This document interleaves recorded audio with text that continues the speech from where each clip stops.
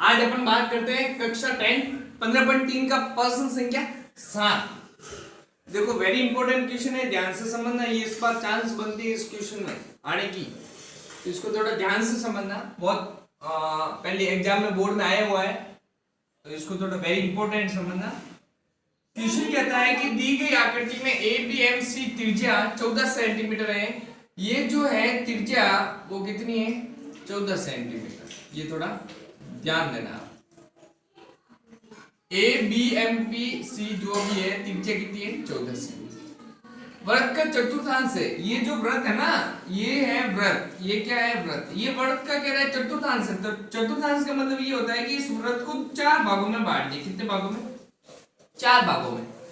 4 भागों में बांट दिया तो ये क्या बन गया? वृत्त का चतुर्थांश। ये पहला चतुर्थांश, दूसरा, तीसरा और ये चौथा।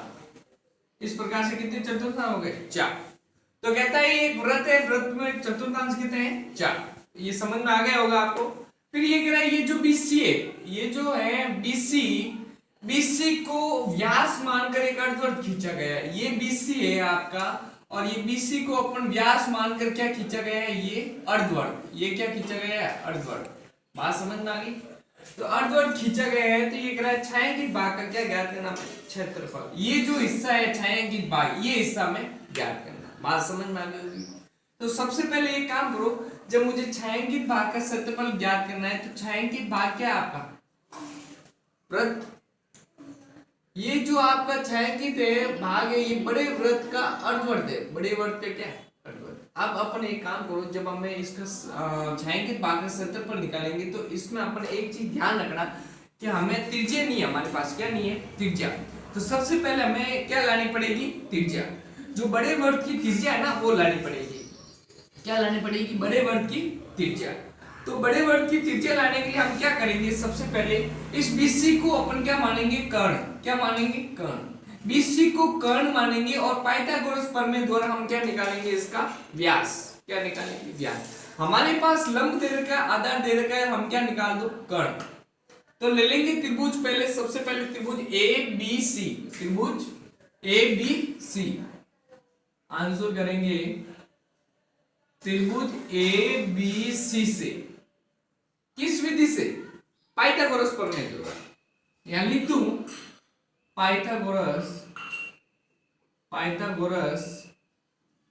प्रमेय द्वारा। प्रमेय से, पाइथागोरस प्रमेय से। तो फॉर्मूला याद होना चाहिए कि कर्ण है, ये क्या होता है? ये 90 डिग्री। ये आपके क्या है? 90। और 90 डिग्री के सामने वाली भुजा हमेशा क्या कहलाती है? कर्ण। क्या कहलाती है? कर्ण। तो ध्यान रखना, कर्ण स्क्वायर बराबर लंब स्क्वायर प्लस आधार स्क्वायर। फॉर्मूला याद करना। तो बोलो कर्ण कितना है? BC। यहां पे डाल देंगे BC का स्क्वायर बराबर लंब। लंब कौन है? AB स्क्वायर प्लस आधार बोलो कौन है? AC square. कोई डाउट हो तो पूछिए। समझ में आ गया होगा? आज ये BC का मान निकालते हैं। BC स्क्वायर बराबर बोलो AB कितना है? AB कितनी? 14। AB की जगह क्या रख दो? 14 का स्क्वायर प्लस AC बताओ AC कितनी है? 14। ये तो सर 14 का। कोई डाउट? इसके बाद अपन क्या करेंगे? BC का स्क्वायर बराबर 14 का वर्ग। आपको याद होना चाहिए 14 को 14 से गुणा करते 196 होता है। क्या होता है? 196 प्लस 196। कोई डाउट? अब क्या करेंगे? जब BC स्क्वायर बराबर 196 प्लस 196, तो अपन इसको या तो आप जोड़ो तो ठीक है, नहीं जोड़ो तो आप इनको ऐसे भी लिख सकते हो, 2 इंटू 196। 2 इंटू 196 ये भी आप कर सकते हो। देखो 196 जोड़ेंगे तो भी आपकी आप 2 से गुणा करोगे 196 को तो भी वैल्यू वही आएगी, और जोड़ोगे तो भी वैल्यू वही आएगी। तो आप इनको ऐसे भी लिख सकते हो। स्क्वायर हटाओगे BC बराबर, तो ये क्या बन जाएगा? रूट में बदल जाएगी संख्या। 2 इंटू 196। जब मैं स्क्वायर हटाएंगे तो ये पास वाली जो बराबर के उस साइड वाली संख्या वो किस में बन जाएगी? रूट में। अब जो जिसका वर्गमूल निकल रहा है उसका वर्गमूल निकाल दीजिए, और जिसका नहीं निकलेगा वो वर्ग में बैठा देंगे, रूट में ही बैठा देंगे। 196 का वर्गमूल बोले कितना? 14। क्या 2 का वर्गमूल निकला है क्या? नहीं निकला है। तो जिसका नहीं निकला है उसके ऊपर नागराज बैठा तो रूट। तो आइए जिसका निकला है उसका तो निकाल दो। 196 का कितना हो गया? 14 हो गए। 2 का निकलता नहीं तो रूट 2 बैठा दो, तो 14 रूट 2। ये आपके 20 से कितनी आ गई? ये जो 20 सी है ये पूरी कितनी आ गई आपके? 14 रूट 2। ये 20 सी है जो बड़े वृत्त का क्या होगा? व्यास। ये जो 20 सी आई है जो ये बड़े वृत्त है ना, ये बड़े वृत्त, ये बड़े वृत्त का क्या होगा? व्यास। बात समझ में आ गई? तो आइए इसको लिखते हैं बड़े 20 सी है जो बड़े वृत्त का व्यास। बड़े वृत्त का व्यास कितना आ गया? 14 रूट 2। कोई डाउट? तो बड़े वृत्त की त्रिज्या, मतलब ये कह रहा है ये जो बड़े वृत्त की त्रिज्या है तो इसकी जो अपन ये त्रिज्या यहां से यहां तक ये त्रिज्या कितनी होगी ये हमें निकालनी है। तो आइए निकालते हैं। तो बड़े वृत्त की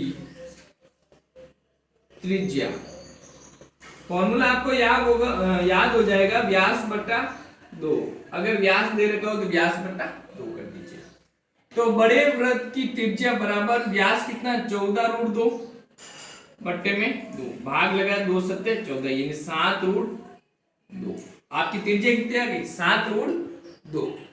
अब हमें ज्ञात करना है इस छायांकित भाग का क्षेत्रफल। क्या ज्ञात करना है? छायांकित भाग का क्षेत्रफल। तो छायांकित भाग का क्षेत्रफल ज्ञात करने के लिए हम क्या करेंगे? बड़े अर्धवर्त का क्षेत्रफल, ये जो बड़े अर्धवर्त है ये हिस्सा, बड़े अर्धवर्त का क्या करेंगे? क्षेत्रफल में से ये हिस्सा माइनस कर देंगे। ये हिस्सा क्या करेंगे? ये हिस्सा आपको ध्यान रखना, ये लघु वृत्तखंड कहलाता है। ये क्या कहलाता है? लघु वृत्तखंड। क्या कहलाता है? लघु वृत्तखंड। आपको ध्यान रखना है कि ये जो वृत्त है ये हिस्सा, ये जो हिस्सा है ये आपका क्या कहलाता है? जैसे मान लो ये हिस्सा हो गया, ये आपका क्या होगा? ये लघु वृत्तखंड। ये जो हिस्सा होगा वो कौन सा? लघु वृत्तखंड। तो ये जो हिस्सा वो क्या कहलाता है? लघु वृत्तखंड। तो छायांकित भाग का क्षेत्रफल ज्ञात करना है मुझे, तो हम क्या करेंगे कि बड़े वृत्त का क्षेत्रफल में से माइनस कर देंगे ये लघु वृत्तखंड का क्षेत्रफल। तो हमारा क्या निकल जाएगा? छायांकित भाग का क्षेत्रफल आ जाएगा। तो आइए इसको सॉल्व करते हैं। छायांकित भाग का क्या ज्ञात करना हमें? क्षेत्रफल। तो छायांकित भाग का क्षेत्रफल ये हमें निकालना है। बड़े वृत्त का क्षेत्रफल, बड़े वृत्त का क्षेत्रफल माइनस कर देंगे ये लघु वृत्तखंड का, लघु वृत्तखंड का क्षेत्रफल, ये हमें माइनस कर देंगे। बात समझ में आ गई होगी आपको सारे बच्चों को। तो आइए फॉर्मूला लगाते हैं। छायांकित भाग का क्षेत्रफल, बड़े वृत्त का क्षेत्रफल, अच्छा बड़े वृत्त का, बड़े अर्धवर्त, सॉरी यहाँ पे अर्धवर्त लिखना भूल गया, बड़े अर्धवर्त। क्या लिखोगे? बड़े अर्धवर्त। ये बड़े अर्धवर्त है। ये क्या है? आपका अर्धवर्त है, पूरा वर्त नहीं है, अर्धवर्त है। पूरा वर्त होता तो अपन क्या ज्ञात करते हैं? पूरे वर्त का क्षेत्रफल ज्ञात। पर ये आधा वर्त है तो अपन क्या लिखेंगे? बड़े अर्धवर्त का क्षेत्रफल, बड़े अर्धवर्त का क्षेत्रफल। तो पूरे वर्ग का क्षेत्रफल का फॉर्मूला होता है पाई आर स्क्वायर। पूरे वर्ग का क्षेत्रफल का फॉर्मूला क्या होता है? पाई आर स्क्वायर। पर हमारा आधा वर्ग है इसलिए आगे क्या रख देंगे? 1/2 रख देंगे। कोई डाउट? आइए आगे चलते हैं। माइनस का माइनस लगा दिए। कोष्टक लघु वृत्तखंड का फॉर्मूला याद होना चाहिए, ब्रैकेट में लगाना। पाई आर स्क्वायर थीटा बटा 360 minus 1/2 R square sine theta. क्या हो जाएगा? ये कोष्टक। ये फॉर्मूला आपको याद होना चाहिए लघु वृत्त। बस मान रख दीजिए, आंसर आ जाएगा 1/2 पाई का मान 22/7 आर। आर हमें पता होनी चाहिए जो हमने निकाला बड़े वृत्त का, बड़े अर्धवर्त का क्षेत्रफल ज्ञात करना है। तो बड़े वृत्त की त्रिज्या कितनी आई थी हमें? 7 रूट 2। तो 7 रूट 2 इंटू 7 रूट 2 माइनस कर देंगे, कोष्टक के अंदर डाल देना। यहाँ पर जगह नहीं है तो आप चाहो तो यहाँ पे भी उतार सकते हो, यहाँ उतार देता हूँ, ठीक है। पाई का मान बोलो 22/7 इंटू आर स्क्वायर। ये छोटे, देखो ये छोटे वृत्त का है, छोटे लघु वृत्त का, तो इसकी त्रिज्या कितनी होगी? यहां से यहां तक की बात करो तो ये 14, छोटे वर्ग की इसकी कितनी है 14।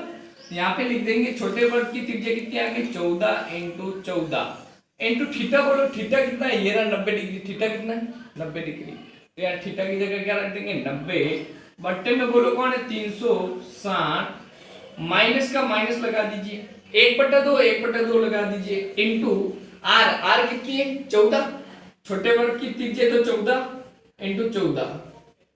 साइन बोलो साइन 90। कोई डाउट हो तो पूछिए, अगर किसी को डाउट है तो यहां तक पूछिए। साइन 90 का 90 डिग्री, साइन 90 डिग्री सेम कर सकते, बस सॉल्व कर दीजिए। आइए इसको, ये हो जाएगा छायांकित भाग का क्षेत्रफल। देखो जो कट रहा है वो काट दो पहले। ये 7 से ये 7 कैंसिल हो गया, 2 का भाग 22 में कट रहा है, 2 एकम 2 2 एकम 2 11 बार कट गए। ये 0 से ये 0 कट गया, ये 7 का भाग 14 में कट गया, 7 दूनी 14 कट गया। 9 का भाग 36 में कट रहा है, 9 चौक 36 4 बार कट गया। ये 2 का भाग 4 में जा रहा है, 2 दूनी 4 2 बार कट गया। फिर 2 बच गया, 2 का भाग 22 में भी जा रहा है, तो 2 का भाग 22 में गया 11। बात समझ में आ गई। अब हमारे यहाँ पर क्या बच गया, यहाँ पे टोटल बच गया 11 इंटू ऊपर बच गया आपके 11 इंटू। अच्छा आपको याद रखना एक चीज मैंने बताया था कि √2 गुणा √2 का गुणा करते हैं तो केवल क्या बनता है 2।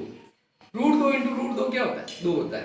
तो यहाँ पर देखो √2 और यहाँ पर भी √2, √2 का गुणा क्या हो जाएगा 2, तो ये लो सर 2। और कौन बच गया 7, ये 7 बच गए, ये 7 कैंसिल हो गए कट गए थे 7 से 7, ये 7 बच गए, ये 7 मैंने वापस उठाया, माइनस माइनस लगा दिया, कोष्टक कोष्टक लगा दिया। यहाँ पर क्या बच गया 11, ये लो सर 11 इंटू में क्या बच गया ऊपर 14, ये लो सर 14। और कोई बचे क्या, कुछ भी नहीं बचे, सारे कट गए, माइनस लगा दीजिए, ये लो माइनस। ये 2 का भाग देखो 14 में कट रहा है, 2 7 14 कट गए। 7 का गुणा 1 से करेंगे, 7 एकम 7 इंटू में कौन बच गए 14 इंटू साइन 90 का मान क्या होता है 1 और कोष्टक क्या कर दो 1। कोई डाउट हो तो पूछ लीजिए। चलिए आगे सॉल्व करते हैं।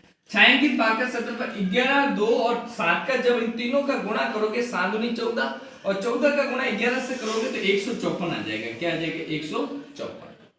माइनस का माइनस कोष्टक का कोष्टक। 11 और 14 का गुणा करेंगे तो अभी अभी अपने क्या 154 आ जाएगा।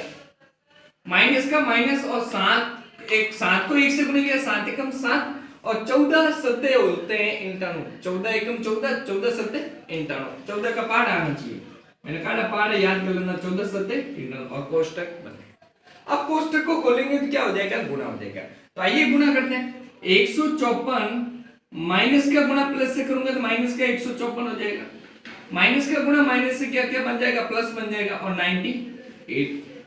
अब एक चीज प्लस की नहीं एक चीज माइनस की सेम दिखे उसको काट दीजिए तो ये आपके कट जाएगा। छायांकित भाग का क्षेत्रफल बराबर ये आपके प्लस का और ये आपका माइनस का कट गया तो बोलो क्या बच गया 98 वर्ग सेमी। ये आपका क्या आ गया आंसर आ गया। कोई डाउट हो तो पूछिए। वेरी इंपॉर्टेंट क्वेश्चन है, ध्यान से समझना।